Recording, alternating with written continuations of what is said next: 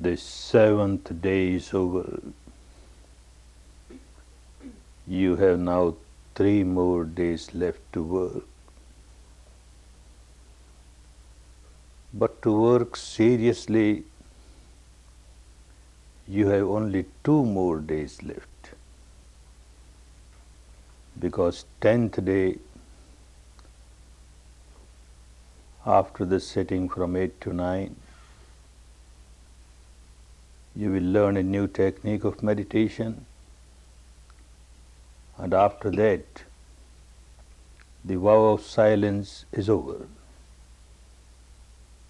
Noble silence, no more noble silence, it will be noble chattering then.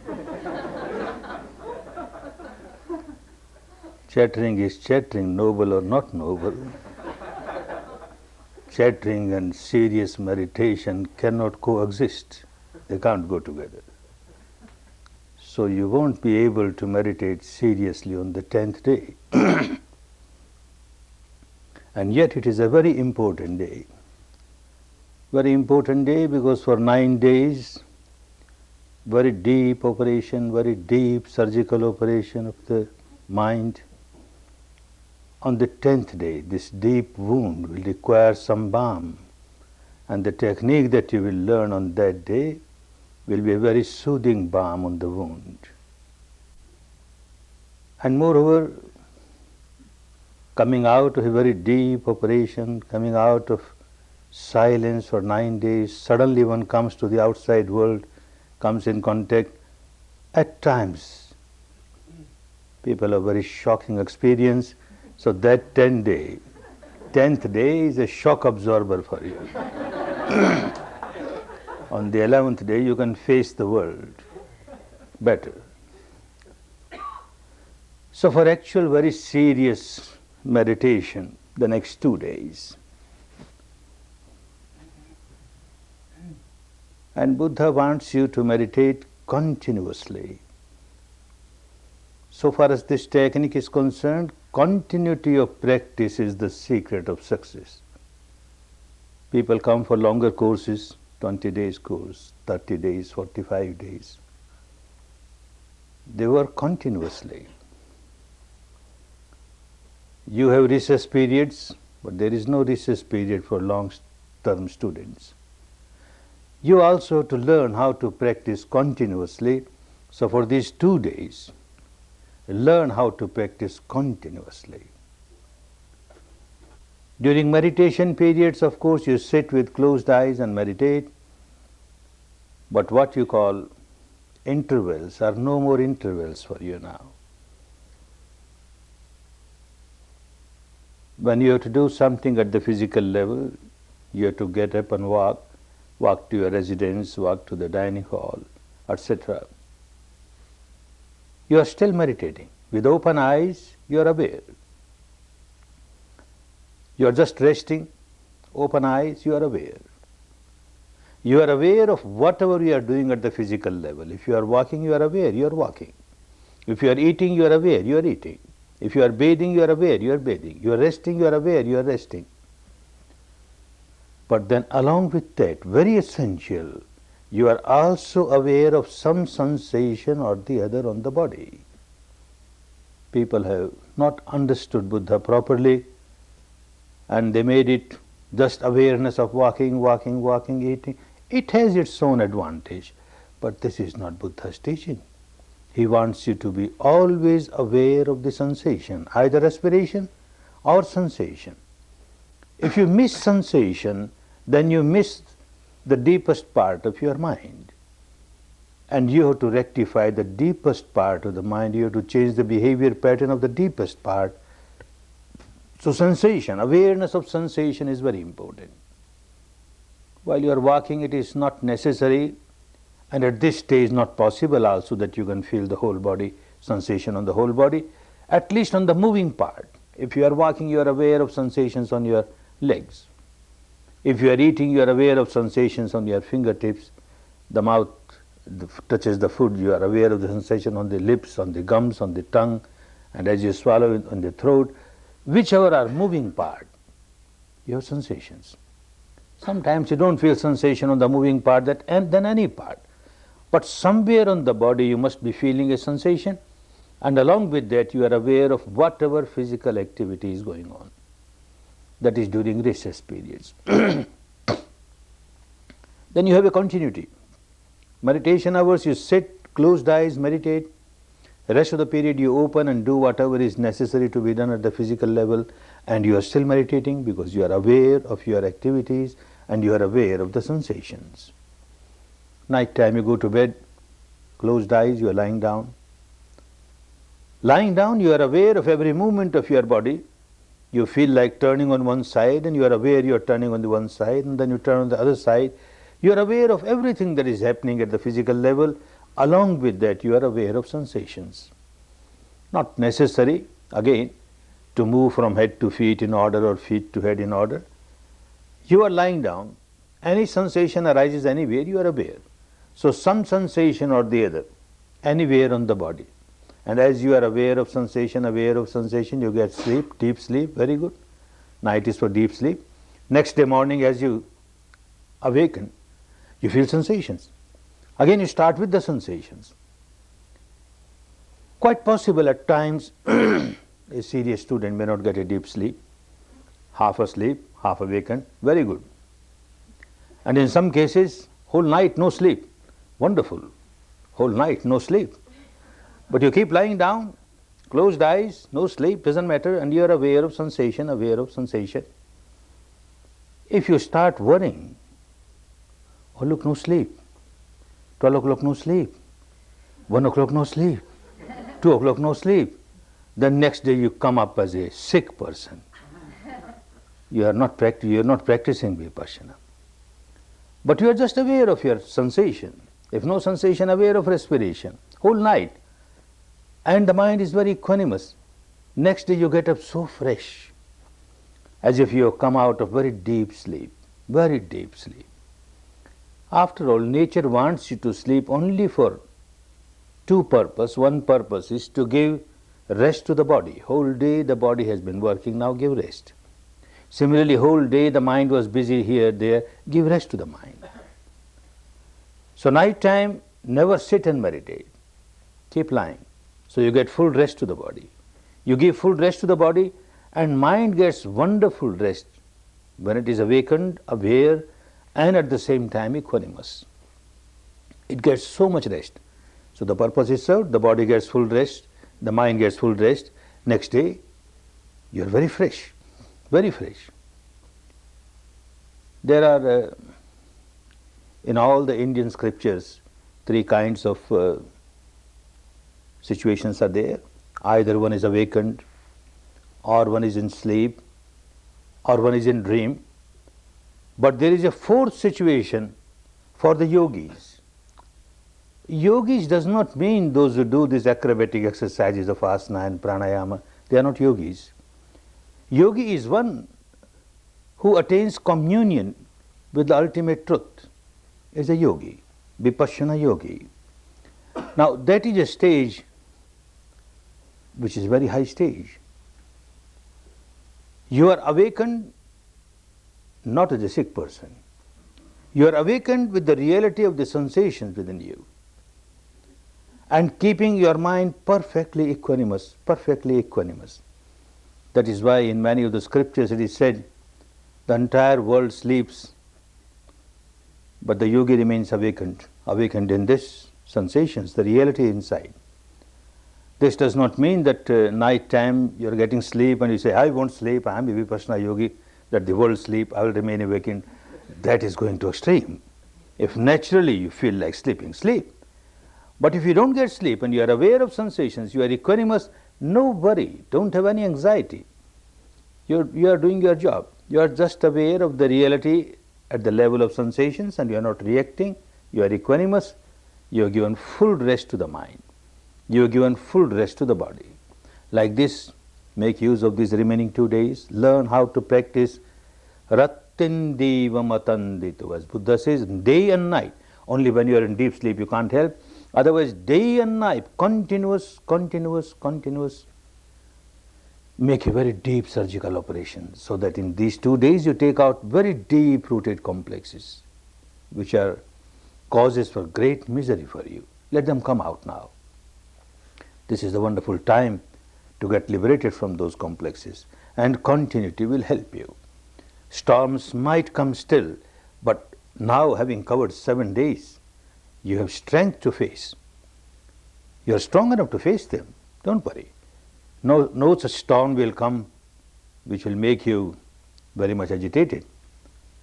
Those 5 enemies, 5 nivaranas are still there, but they are becoming weaker, weaker, weaker. And you have got 5 friends also, wonderful friends. Keep them with you, and you will find that these friends are so helpful to you. These friends are really helpful provided their purity is maintained. When they lose their purity, these very friends become our enemies and they become very harmful. Who are our friends? What is their purity? Let us understand. 5 friends we have. The first friend in the language of those days was called Saddha, that means devotion, faith. Devotion, faith is a very important friend. One who does not have any faith, any devotion in whatever one is working, then how can one work? All the time doubtful, skeptical, then one cannot work. Must have confidence, must have faith. Now 7 days are over. By this time one should have faith in the technique, on the path, and can work much better. But this faith, this confidence, this devotion can become a very big enemy if it becomes blind. Blind faith, blind devotion, blind belief does not help us. They are big enemies. Don't allow them to become blind. All these 5 friends, if they become blind, they are useless. They don't help us in any way. So along with this, there must be wisdom. Every friend must have the wisdom with it, so that you understand the purity of this particular friend. The devotion, purity of devotion is only when you have wisdom with devotion. Without wisdom, it will become blind. The wisdom is like our eyes, and devotion is like our legs. One who does not have eyes will walk on the path, may even run on the path, but will not know when he or she has taken wrong path. One may fall down in a ditch because no eyes. One has only eyes and no legs, no devotion. One will keep on looking the path. Oh, wonderful path, so wonderful, so great. Buddha's teaching is so wonderful, Dhamma is so wonderful, but you can't take one step on that because you have no devotion, you have got no faith. Both are important. The communion of these two, that gives us so much strength, because then the devotion becomes enlightened devotion. A devotion with discriminatory intelligence, discriminatory wisdom, then you know what is the essence of devotion. You don't take it just blindly. What is the essence of devotion? You may have devotion in anyone, in any god, goddess, a saintly person, an enlightened person. Why you have devotion in this person, in this being? Because this person is a saintly person, he has certain qualities, and the devotion is towards the qualities. You get inspiration seeing those qualities, and then you get an inspiration to develop those very qualities in you. Then the devotion is very helpful, very purposeful. Otherwise it doesn't help. If you just make devotion with a begging bowl, you keep on asking, oh God Almighty, please give me this. Oh Goddess, please give me this. This desire must be fulfilled, that desire must be fulfilled. That kind of devotion is blind devotion. It does not help. Devotion for the qualities and getting inspiration and developing those very qualities is a wonderful devotion. An instance,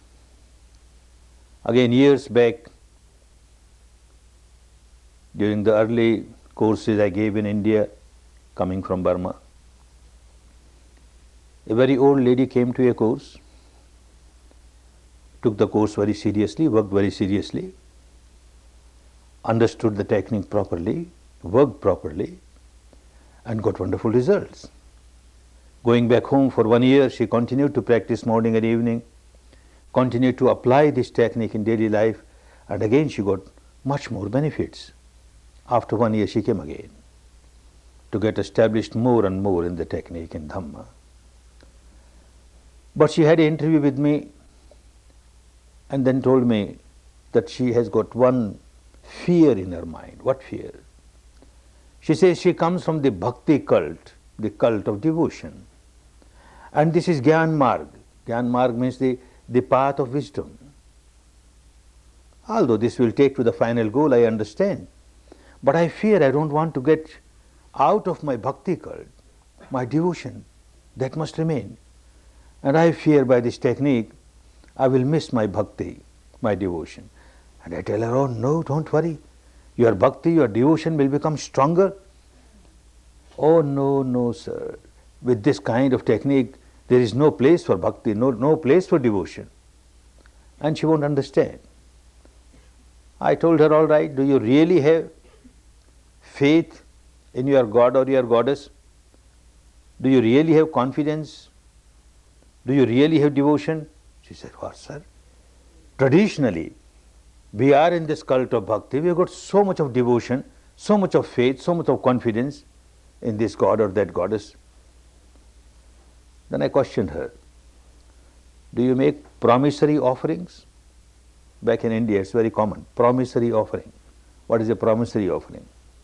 Say somebody is sick in the family. The head of the family, the mother or father, will go to the temple, bow down to that god or goddess, and then say, please cure my son or daughter, whoever. And when she or he is cured, I will offer you sweets, 5 rupees worth of sweets. Do you make such promissory offerings? Oh, certainly, this is very common. Then you don't have faith in your God. You don't have faith in your goddess. First you must cure your son or daughter. Then only you offer 5 rupees. You don't have even 5 rupees worth of faith in your God or goddess. You won't offer this 5 rupees worth of sweet earlier. First you must cure my son or daughter. A commercial bhakti, commercial devotion. You give first and then you take. Give and take. This is no devotion, blind devotion. Doesn't help. And this is what happens in the name of devotion. You always expect something. This God should do something for me. That goddess should do something for me. This enlightened person must do something for me. This saintly person may do something for me. Always expecting something is no purity of the bhakti. Someone says that he is a great bhakta, great devotee of Rama. Wonderful. To be a devotee of Rama, a person of so much good qualities. You remember those qualities and try to imbibe those qualities in your life. It's a wonderful bhakti. But one does not do that. Rama, the quality of Rama, you might have heard his story, life story. He was the eldest son, and father decided, because he had given a promise to the youngest wife, youngest queen, and the youngest queen wanted her son to become the heir to the throne. So however unwillingly he decided that Rama should go in the jungle, get banished for 14 years, and the younger son, Bharata, should get the throne. Very willingly. He leaves the kingdom very, very willingly. Let my younger brother enjoy all the luxuries of the royal palace. I'll be quite happy. I'll be happy in jungle. And he goes. Father dies. And the younger brother, who was not present at that time, came. And when he came to know of all this, he was shocked. He is the real heir to the throne, not I. And he goes all the way to the jungle and tells him, no sir, no brother, you must go back to the capital. You are the honor of the throne, honor of the crown. In your place, I will stay in jungle. the father made a wrong decision. He didn't make the decision in wisdom. And the elder brother says, Rama says, oh no, no, this is the order of the father. You must enjoy all the luxuries of the royal life. Two brothers. Throughout the human history, you got no other example where two brothers are fighting, quarreling. You must enjoy. You must enjoy all the royal luxury. Such a wonderful person, Rama. And one says that I am a devotee of Rama. Two brothers, they claim they are great devotees of Rama, and both of them are fighting, quarreling, having civil suits and criminal suits or what. When our property was divided, you got a few dollars more on you, and you got a few inches of land more. So we are quarreling. And yet they are great devotees of Rama, great devotees of Rama. Poor Rama, if he is somewhere above the clouds, he will be shedding tears. What kind of devotees I have? They don't want to take any inspiration from the qualities that I have.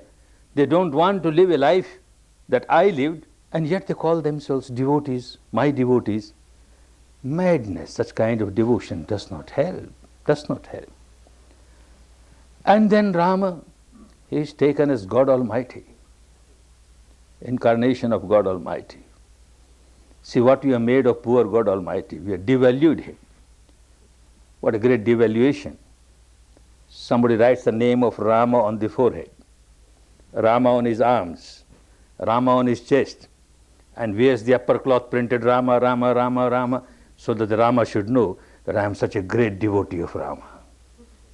As if Rama is very fond to hear his name, every now and then his name. People should keep on reciting his name. If he is the creator of the world, he should have created people only reciting Rama, Rama, nothing else, because he is so fond of these words. If he is really fond of only his name, then what an ego-centered person he is. What a self-centered person. It is said that God created human beings in his own image, but I feel otherwise. Human beings created God in their own image, according to their own liking. We want such a God, and we keep on reciting his name. He gets puffed up. Then whatever we do, right or wrong, we will get all the benefits, and he will give us this benefit or that benefit. This kind of God we create. Our own imagination, our own creation. For example, if there is a Goenka, mad Goenka, who is very fond of his name, every day people should talk about Goenka, Goenka, Goenka. On the radio, Goenka, Goenka. On the TV, Goenka, Goenka. On the newspaper, Goenka, Goenka. And people build temples of Goenka and establish statues of Goenka and then start dancing Harik Goenka, Harik Goenka. And this Goenka gets puffed up. Wonderful. Such a mad Goenka. When he creates an imaginary God, he will create a God of that type, who will get puffed up by hearing his name. What we have done, poor God, if he exists, poor God, we have so much devalued him. This is what happens when the devotion becomes blind devotion. You forget to get inspiration from the qualities, and you forget to inspire with this inspiration to develop those qualities in you, then devotion is harmful. Someone says, I am a great devotee of Jesus Christ. Oh, wonderful, such a saintly person. A prince among the saints, so saintly. Whether someone is really saintly or not, the yardstick is, at the time of death, what kind of mind this person is carrying, and what kind of mind he was carrying. He was tortured to death, crucified. Being tortured, he has not a trace of anger or aversion or hatred towards those people who are torturing him. Only love, only compassion. They don't know what they are doing. Ignorant people. May they not be punished for their bad deeds. They are so ignorant. Only love, only compassion. A real saintly person. If someone says that I am a devotee of Jesus Christ and does not develop even little bit of love and compassion and goodwill for others, then this devotion is blind devotion. Someone comes to me and says that I am a devotee of Jesus Christ because I accept that he was Son of the God. So what? He was son of the God. As if he wants a testimonial from you. And then he will be very happy. Well, look, these people, they give me, so many people give me testimonial, I am son of the God. And what sort of Christ is Christ?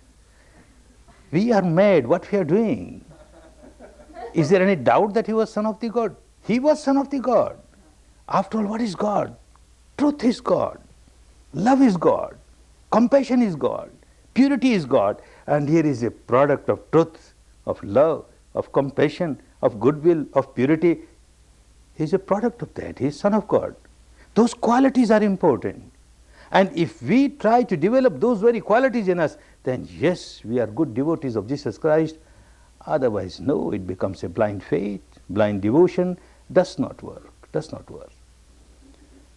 Someone says, I am a devotee of Buddha. Ah, wonderful, to be a devotee of Buddha, have devotion towards Buddha, fully enlightened person, liberated person. But again, if the devotion becomes blind devotion, then early morning somebody with folded hands will say, Buddhang Saranam Gacchami, I take refuge in Buddha, I take refuge in Buddha, I take refuge in Buddha. 3 times I have taken refuge in Buddha. Now I am free for the whole day to do whatever I like. I get open general license for doing anything. After all, why I took refuge in Buddha? So that he can liberate me in spite of all my bad deeds. He should liberate me. Otherwise, why I take refuge in Buddha? Madness. Not understood. What does he mean? What does he mean when he asks people to take refuge in Buddha? Quality, enlightenment. Take refuge in enlightenment. And take refuge in enlightenment means develop enlightenment in you. Your own enlightenment is going to give you refuge. No one else will give you protection. No one else. You have to take refuge in your enlightenment, develop that quality. And then yes, there is a purpose in saying that I take refuge in Buddha. Otherwise it becomes a blind devotion. Blind devotion. He is not interested to establish a sect. He doesn't want more and more people to say, I take refuge in Buddha and have a bigger sect. Nothing doing. He is interested, full of compassion, to see people that they come out of their misery. They belong to this sect or that sect makes no difference. People of this community or that community makes no difference. Of this country or that country makes no difference. This gender or that gender makes no difference. Suffering is there. And enlightenment of Buddha is, he gives a path. Because of his enlightenment, he found out the path, which made him enlightened. And out of all the compassion, he gives that path. If you don't walk on the path, the devotion is no devotion. It doesn't work. When we give respect to Buddha, he teaches us how to pay respect to Buddha.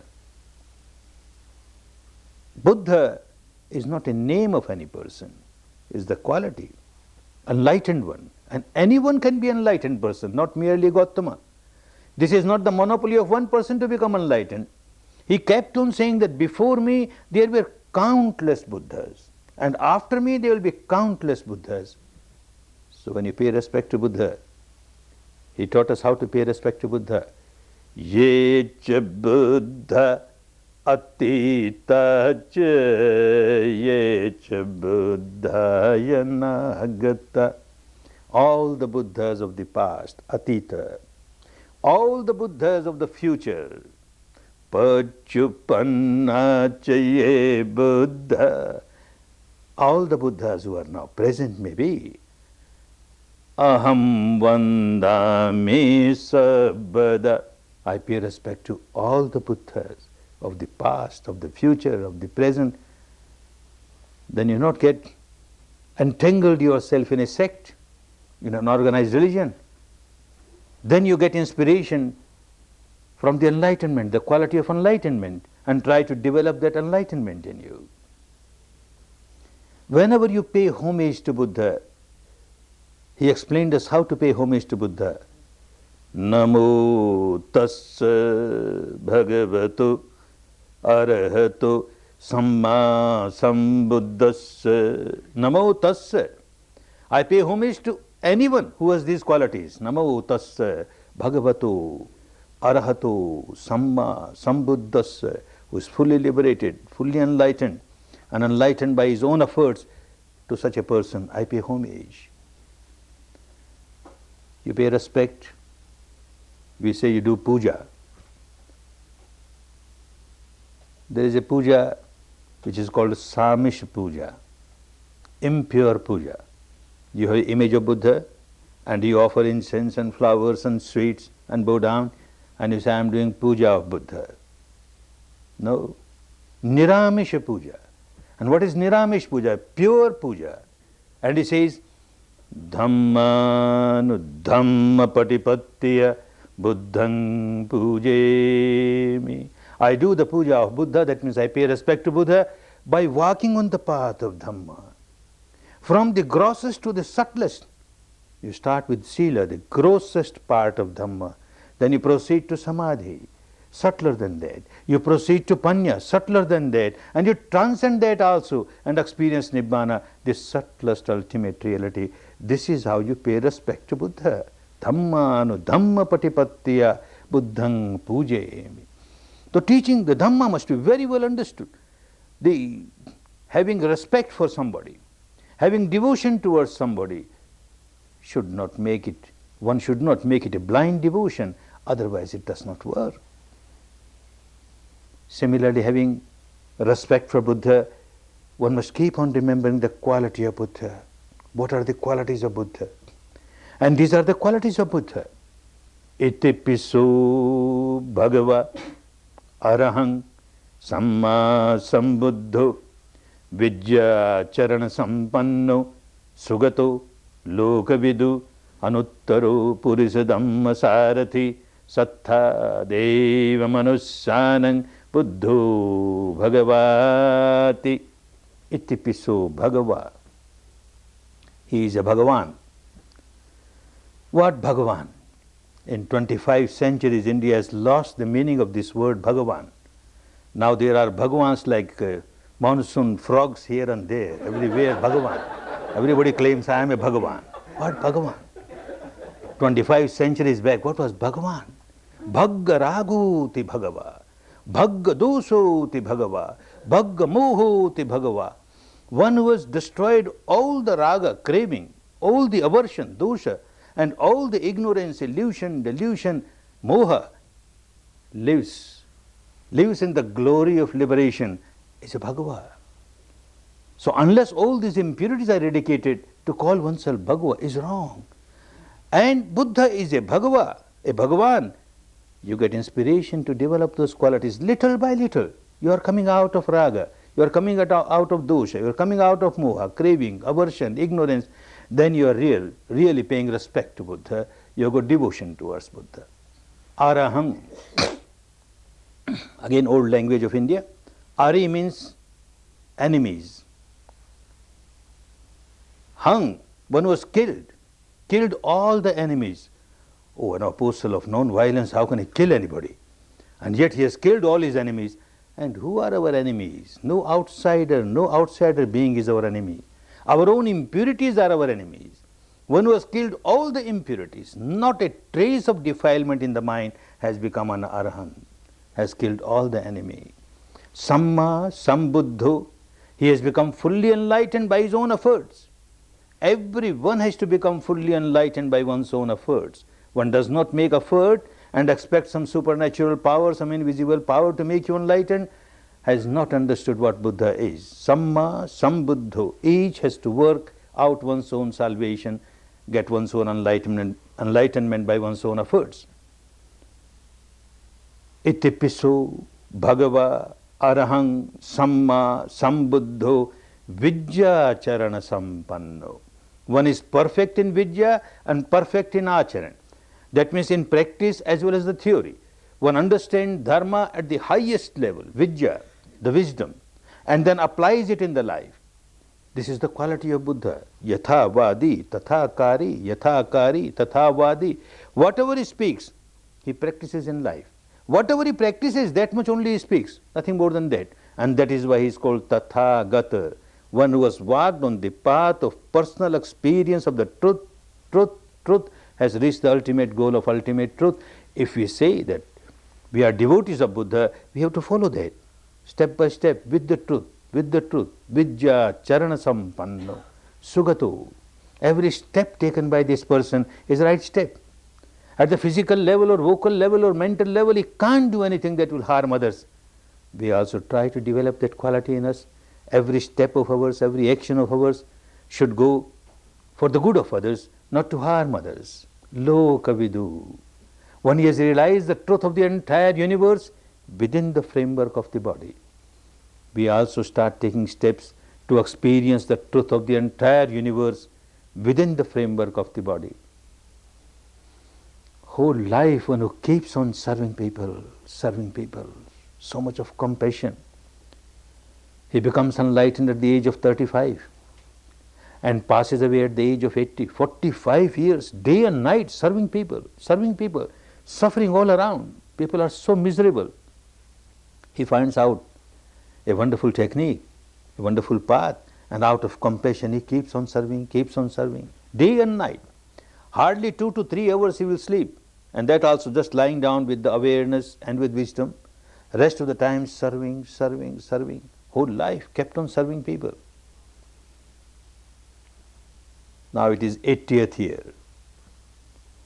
And 3 months before he passes away, he announces that after 3 months, I will leave this body. Where I should live? At that time he was in the eastern part of India somewhere. And he decides to go to Kushinagar, a big city in the middle of the northern part of India. And he has reached there. Now this full moon night, at the end of this full moon night, he will breathe his last. He is lying under a tree. His attendant Ananda is there to serve him. And suddenly a thought comes in the mind of Ananda. Tomorrow morning, as the day breaks, he will be no more. And he has got thousands of people in this city who are his devotees. When they will come to know that he came so close to our city, this mad fellow Ananda didn't inform us, otherwise at least we would have seen him, paid respect while he was alive. So it is my duty, I must inform. He went to the city, just informed 1 or 2, and then the word spread like a wildfire everywhere. People started coming in large number. Tomorrow morning he will not be there, so we must pay respect while he is alive. Large number of people coming. Ananda doesn't know how to manage them. He requests them, please come in a queue, so that more and more people pay respect and go. First part of the night over, middle part of the night over. Now the last part of the night is getting over. In a few minutes he will breathe his last. Still there is such a big gathering. Somebody at the head of the queue, he doesn't move. He says, no, you want me just to go and pay respect to him? That body, what I will gain? I want to go to him to learn this wonderful technique from him. I know he is fully enlightened, he knows the technique. I don't know what you people will teach after he passes away. You may teach properly or not teach properly. While he is alive, I want to learn the technique. Ananda says, well, look, in a few minutes he is going to breathe his last. This is not the time to teach you Dhamma. And he says, no, it's all right if you don't want to pay respect. Leave the space for others, let them come. And he neither moves nor goes himself. And these words reaches the ears of Buddha. Somebody has come to the Ganges to take a handful of water to quench the thirst. And people tell him, no, you can't quench your thirst, you can't take water, just pay respect to Ganges and go away. Ganges starts overflowing. The Ganges of compassion starts overflowing. Ananda, allow him to come. He needs Dhamma. He is a proper person to be given Dhamma. He needs it. Send him. I will teach Dhamma. While breathing his last, he teaches Dhamma. At least one person should get. Not a single moment should go waste. Just serving people, without caring anything about his own discomfort, helping people. If we develop even little bit of such compassion, such love, such goodwill, such selfless service, then there is a meaning in saying that we are devotees of Buddha. Otherwise it is just no purpose is served. Someone says that I take refuge in Dhamma. I have got great devotion towards Dhamma, the teaching of Buddha. What Dhamma? Unless one understands what Dhamma and simply says I take refuge in Dhamma, doesn't work. Take refuge in Dhamma You live the life of Dhamma. You develop Dhamma in you. You develop Sila, Samadhi, Panya in you. Then there is purpose of your saying that I take refuge in Dhamma. Otherwise it is purposeless. It is senseless. And what Dhamma is? Dhamma is not a sect. Dhamma is not an organized religion. Dhamma is universal law, law of nature. If one has started living the life in line to the law of nature, then yes, one has taken refuge in Dhamma. And he explains what are the qualities of Dhamma. 6 qualities of Dhamma. One has to keep on understanding whether those qualities are there or not.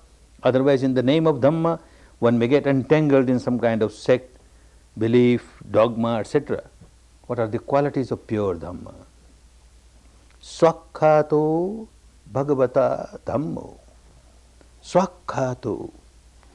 It must be very clearly explained. No mysticism involved. No acrobatic intellectual exercises. Nothing doing. So simple. In so simple words it must be explained so that ordinary person can understand it, because one has to follow it. Unless people understand. This is not the game of philosophers or scholars. This is something which people should understand and follow. That is why the first quality of Dhamma, Swakhato, Swakhato. Sanditthiko. Then whatever you are experiencing with your direct experience, the truth that you experience, then it is Dhamma. The truth experienced by an enlightened person is not truth for you. The truth as explained in the scriptures is no truth for you. The truth experienced by your teacher is no truth for you. What you experience, sanditthiko, with your own eyes, with your own experience, direct experience, step by step, you may start with very gross truth, doesn't matter. This is your truth, your own experience, your own wisdom, and you keep on walking on the path with the truth, you are bound to experience subtler. The entire field of mind and matter, you experience the truth of mind and matter, and then transcend and experience something which is beyond mind and matter. Swakhato Bhagavata Dhammo Sanditthiko Akaliko. To get the fruits of your practice of Dhamma should not take time. Not that you practice Dhamma now and you will get benefit after death. You perform this rite, this ritual, this ceremony, and after that you will get this 7th heaven or 11th heaven. Who has come from 7th heaven to tell me that I have performed these rites and that's why I am in this 7th heaven? All purposeless. What you gain now? Of course, after death also you will get benefit. But what benefit you are getting now? If you are getting no benefit now, then it is no Dhamma. You have taken steps on Dhamma. You must get benefit of your having taken steps on Dhamma. Then only it is pure Dhamma, otherwise no Dhamma. Somebody gives me a post-dated check. Post-dated check on a bank above the clouds, which does not exist. What am I to do with this post-dated check? One must get benefit, akaliko. There should not be a gap between my action and the fruit that I get. Akaliko. A change must start in the life. If you really started taking steps on the path, a change must start here and now, in this very life. A change for better. Ehi passiko, another very important quality of Dhamma. If someone has really started taking steps on Dhamma, one has to judge, examine whether really it is Dhamma or not. Ehi passiko, which literal meaning is come and see yourself. Come and examine yourself. Come and experience yourself. Ehi passiko. People come to courses like this. Some on the 4th day, some on the 5th day, some on the 6th day. They start thinking, oh, it is so wonderful. My mother should do it. My father should do it. So-and-so should do it. And suddenly you realize I am here to observe my respiration, my sensation. I will see about that later on. And again after some time you start thinking, oh, so-and-so, very miserable person. This person must certainly get it. This is ehi passiko. This is the quality of Dhamma. Because you are not playing an intellectual game. You are not playing a devotional or emotional game. You are actually experiencing something. Those who come to courses and say, the discourses were wonderful.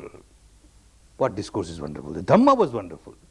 If you just make it an intellectual entertainment, then no, it doesn't work. Because people come here and meditate. Because they meditate, they can't resist. When 10 days are over, one starts thinking, whomever one meets, oh, it is so wonderful, I have tasted, it is so good, it has helped me. You also go and try. You also go and try. This is the yardstick to measure whether one has certainly, surely tasted Dhamma or not. If one has really tasted Dhamma, one is bound to get some benefit. And when one gets benefit, one feels like sharing this benefit with others.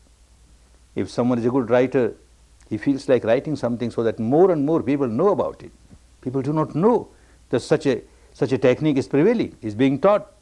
If one is an orator, he will go on talking here and there. If one is comfortable money-wise, will try to spend more and more money so that more and more people come and get advantage of it. Not that you want to enlarge in your sect, now it's a small sect, let there be Vipassana sect, a bigger Vipassana sect. No, nothing doing. More and more people are miserable. If they come in contact with Dhamma, if they come in contact with this technique, they will come out of their misery. This love, this compassion. And then someone feels, well, when I went to a course, all the facilities were given to me because somebody has donated. Not only that, so many people selflessly were serving me.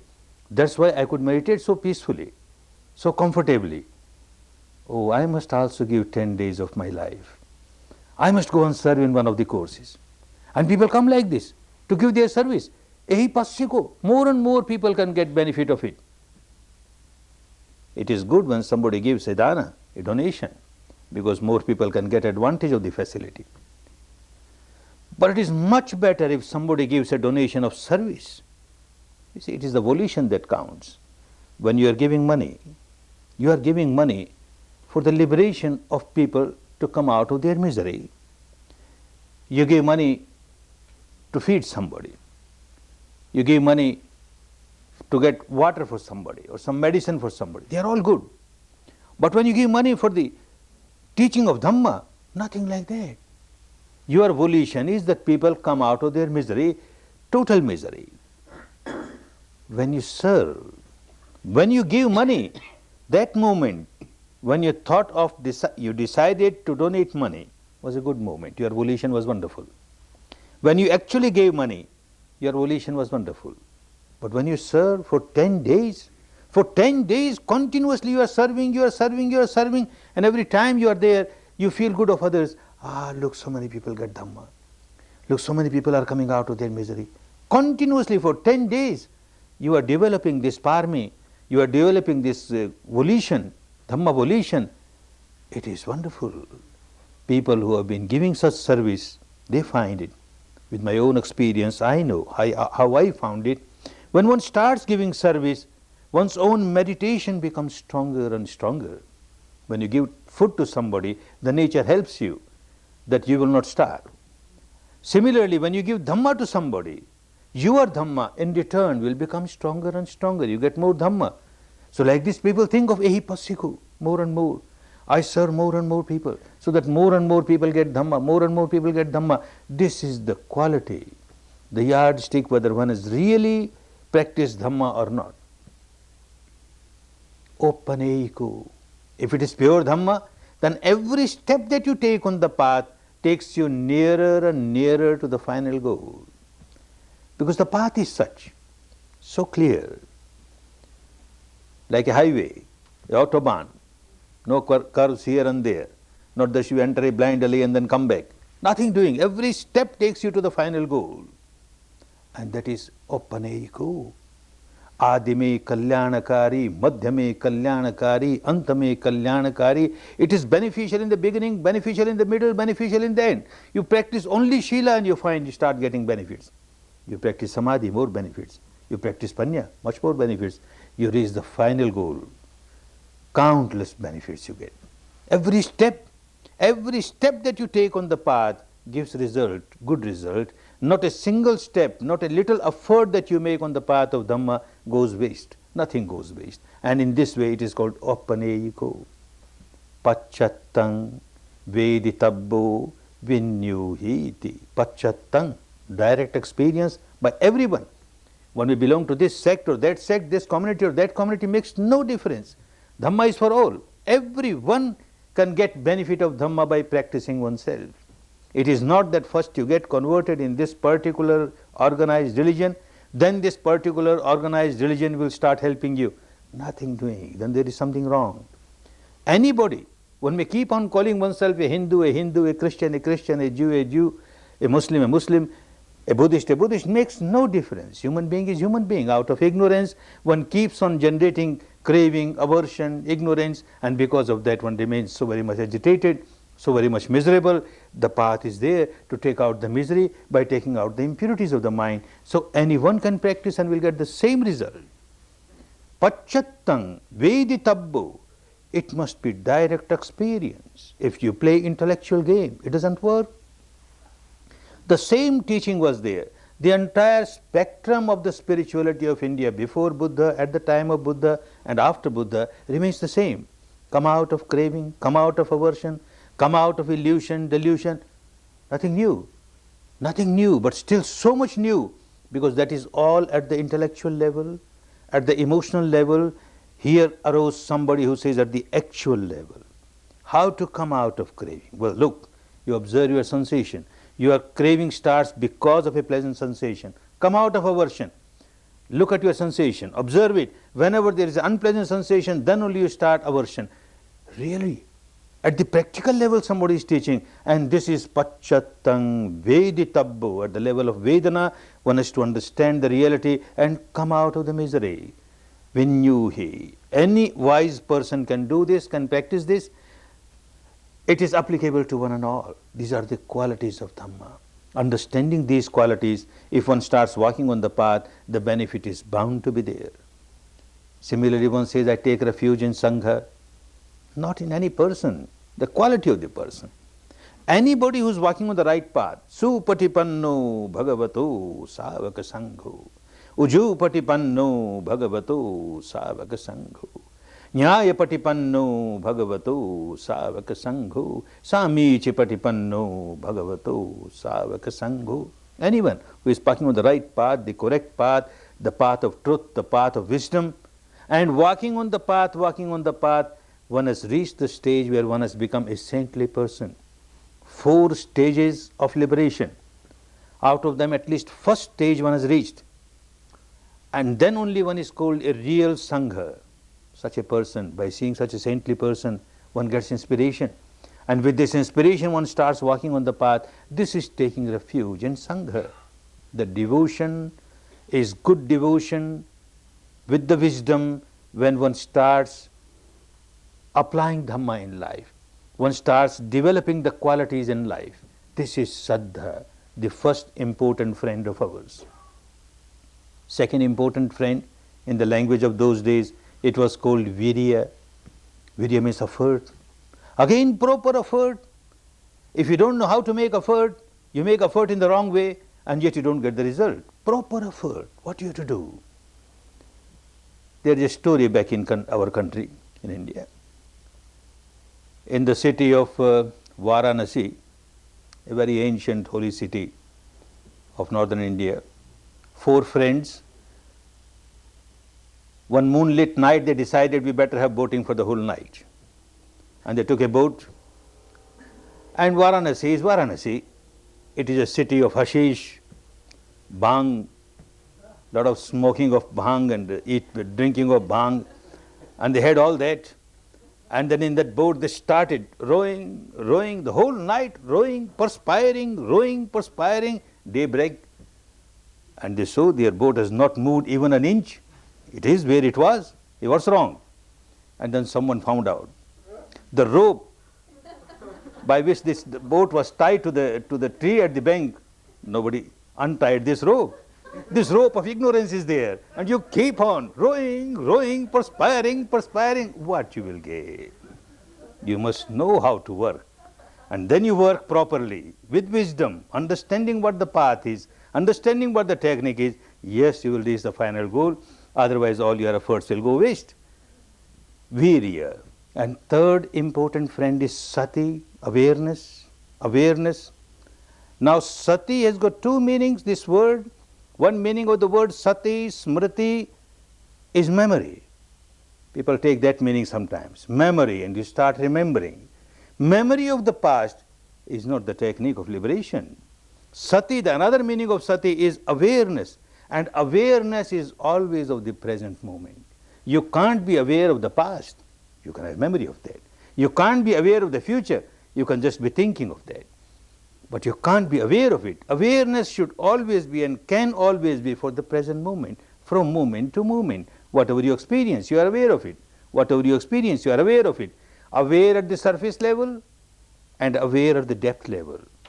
When you work with the sensation, you are aware at the depth level, and as well as where you are walking, you are aware of walking, you are aware of eating, but at the same time you are aware of your own sensations. If that is missing, then it won't take you to the final goal. You may be very well aware of your walking, you get a wonderful faculty to remain alert about all your activities, but it won't take you to the final goal of liberation if you are missing sensation. I give example of a circus girl. She is walking on a tightrope and so much aware of every step. If she is not aware, she may fall down, break one of her limbs, or she may even die. So every step she is so aware, but she cannot become an arhat. She cannot become fully liberated because the sensation, she doesn't know what sensation is, and she doesn't know how to remain equanimous with the sensation. Or a dancing girl on the stage, aware of every step, every action, and yet no sensation. That doesn't take us to the final goal. Sensation is the teaching of Buddha. When you work with the sensation, you are aware of the sensation, you understand its nature of anicca, and with that understanding you maintain equanimity, then you are on the path of liberation, because this is how you change the habit pattern of your mind at the deepest level. Otherwise you are working just with the surface level of the mind. So sati must be proper sati with proper wisdom, understanding what the sati is, and then accordingly you work with sati, you reach the final goal. And then samadhi. Again, samadhi must be samma samadhi, right type of samadhi. Understanding must be proper. What samadhi is? Mere concentration does not work. Kusal chittasya ekaggata. The concentration must be of a pure mind. That means the base must be free from ignorance. If you have got an imaginary object, and with the help of this imaginary object you concentrate your mind, it is not samma samadhi. Or at the base of the mind you have got craving, you want something. By this samadhi I will gain this, I will gain that. Doesn't work. Or your aversion at the base, doesn't work. Free from craving, free from aversion, free from imagination. The object that you are experiencing from moment to moment, you are sati, from moment to moment, from moment to moment. How long you continue to be aware of the reality from moment to moment, from moment to moment, this is your real samadhi. And the fifth friend, panya, wisdom, upekha, equanimity. Very important. Again, if this panya, this wisdom is merely at the intellectual level, or merely whatever you heard or whatever you read, sutmaya panya or chintamaya panya, it doesn't work. It must be bhavanamaya panya. That is the contribution of Buddha to the human world. Bhavanamaya panya.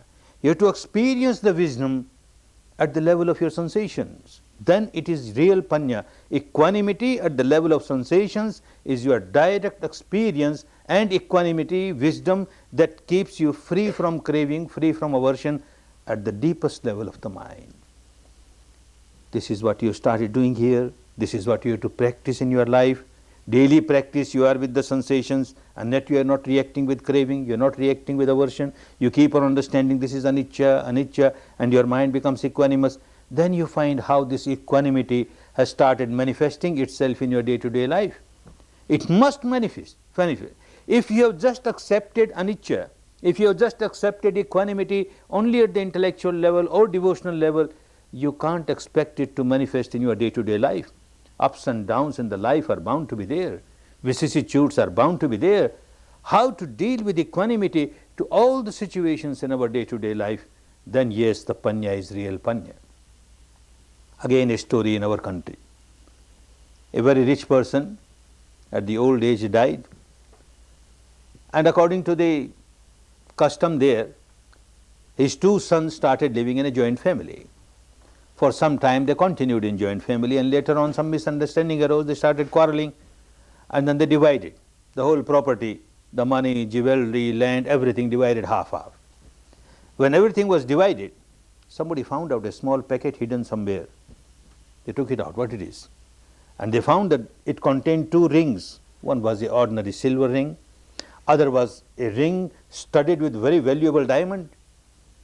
The elder brother developed some greed and he tried to explain the younger one. To me it looks, this is not the earning of our father. This is most probably, it is coming from generations, and therefore it should go for generations. I being elder, I better keep it so that it goes for generation. If we sell it and divide the money, we will lose it. So I better keep it. You better keep the silver one. The younger brother smiled. All right, be happy. You be happy with the diamond one. I'll be happy with the silver one. And they started their life. Ups and downs are coming. The elder brother with the diamond ring, when there is spring in the life, he gets so elated. And when spring goes away and there is winter or autumn, he becomes so depressed, always losing the balance of the mind. With everything he faces in the world, loses the balance of the mind, tension, hypertension, this tranquilizer, that tranquilizer, a super tranquilizer, a sleeping pill, a super sleeping pill. And then it came to the stage where electric shocks were given. This is the brother with the diamond ring. The other brother with the ordinary silver ring. He started thinking, my father kept very secure this valuable diamond ring, it is understandable. Why this ordinary silver ring? There must be some meaning, some purpose for that. And he started examining it. And he found something was inscribed on it. And he read, what is inscribed? And it was inscribed on it, this will also change. Oh, this will also change. This is the teaching of my father. This will also change. Everything changes. And he had this ring on his little finger. Spring comes. He enjoys. He doesn't run away from that. He enjoys spring. And looking at this finger, yes, this will also change. This is not eternal. And when it passes away, he smiles. I knew this was going to change. It has changed. So what? I don't care. He doesn't lose the balance of the mind. When winter comes, again his ring, this will also change. He doesn't cry. He doesn't feel depressed. This will also change. Law of nature is such. It has to change. Ups and downs are bound to come in the life. Vicissitudes are bound to come in the life. If we keep on understanding this will also change, not necessary to look at the ring inside, the reality inside. We have got that inheritance from the Buddha. Observe this reality inside, this will change. A very painful experience is there, oh, this will change. A very pleasant flow is there, oh, this will change. And this change is there, certainly, you are experiencing. Whatever the truth you are experiencing inside, the same truth gets manifested outside. This will change, and you maintain perfect equanimity of your mind, then this friend is a very good friend for you.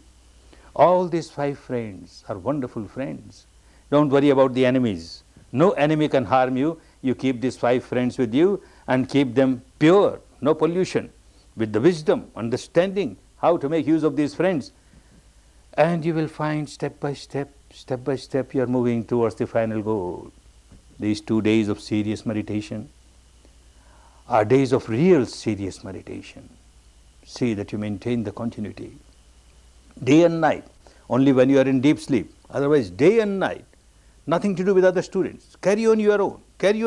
Make very deep operation, surgical operation of the mind. Take out very deep-rooted complexes and get liberated. As many complexes you take out, that much liberation is there. Liberation from the miseries. Life is full of misery because the life is full of these defilements, mental defilements. Come out of them and enjoy real peace, real harmony, real happiness. May all of you enjoy real peace, real harmony, real happiness, real happiness. Bhavat Sarva Mangalam Bhavat Sarva Mangalam